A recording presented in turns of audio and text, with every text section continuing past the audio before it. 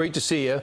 We'd love to know the inside of this group and how they were able to pull off what they did October 7th. First, can you tell the audience your background, people that didn't read your book? I was born at the heart of Hamas leadership, and I know them very well. They don't care for the Palestinian people. They don't regard the human life. And I saw their brutality firsthand back in 1996 when I spent about a year and a half in Megiddo prison. They killed so many Palestinian people at that time. And this is when I decided that I cannot be together with this movement.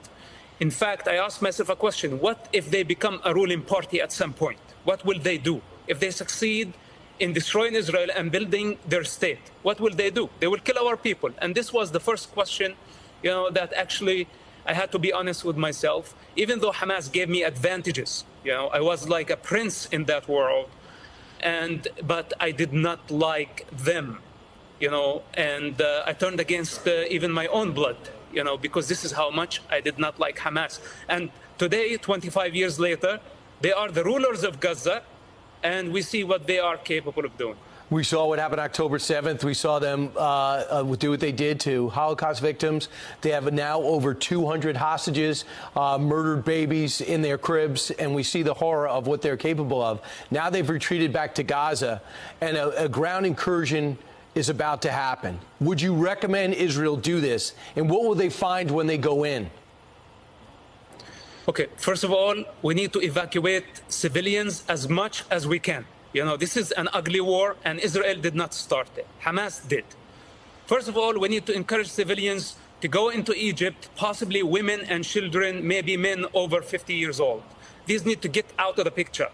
Then the strip need to be cut two pieces, north and south, two parts. The northern part, this is where most of the tunnels are. We need to have a solid siege, okay, for long enough to deplete the enemy and to starve them. After that, we may need to explore using gas. This is sounds horrible, but I don't see any other option. The tunnels are interconnected, and gas could be one of the solutions, but this has to be in the right time. We cannot just rush into Gaza. There is no modern army that is prepared for this type of war.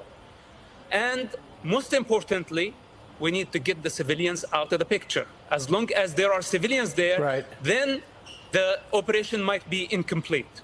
But Mossab, you also say it's almost impossible for us to give aid to the Gaza Strip. $100 million we're about to give them and keep it away from Hamas. Don't you agree that that can't work? Look, after we destroy the tunnels, we need to finish Hamas rule in Gaza Strip. This is priority number one.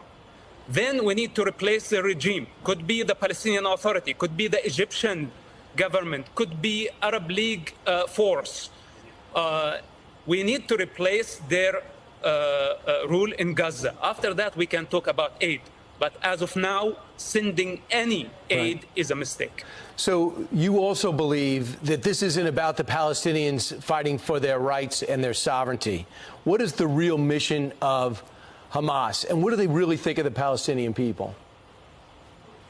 Hamas is not a national movement. Hamas is a religious movement with a goal to establish an Islamic state. They don't care for nationalism. Actually, they are against nationalism.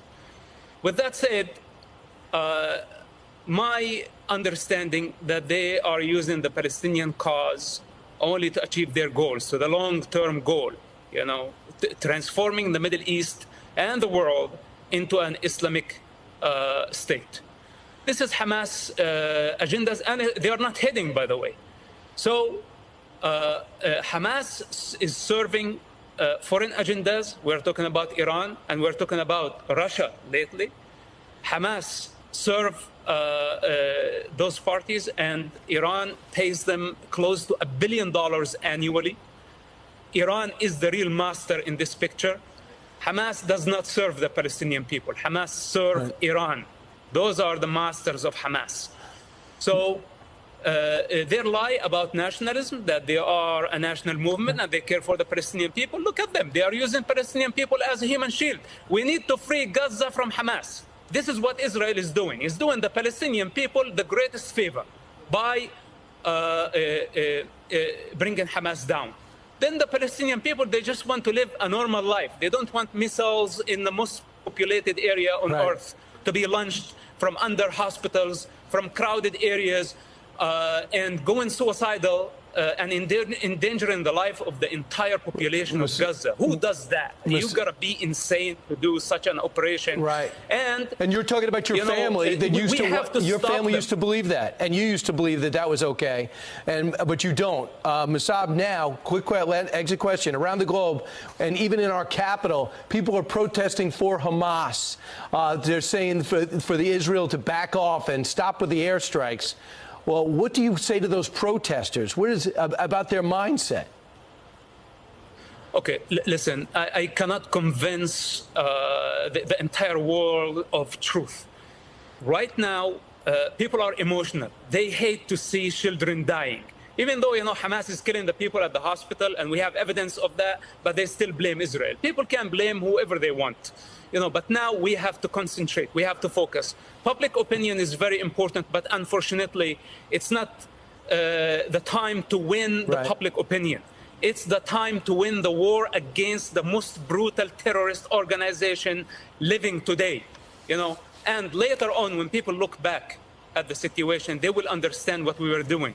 We should not be afraid of the public opinion. We have to explain as much as we can. And you're doing that. But now we have to concentrate on our goals. And Musab, that's why your perspective is so vital and you're unique. You grew up in the Hamas family, you broke from it, and now you're speaking to stop it. Musab Hassan Youssef, thanks so much for what you're doing. Appreciate it. Thank you, Brian.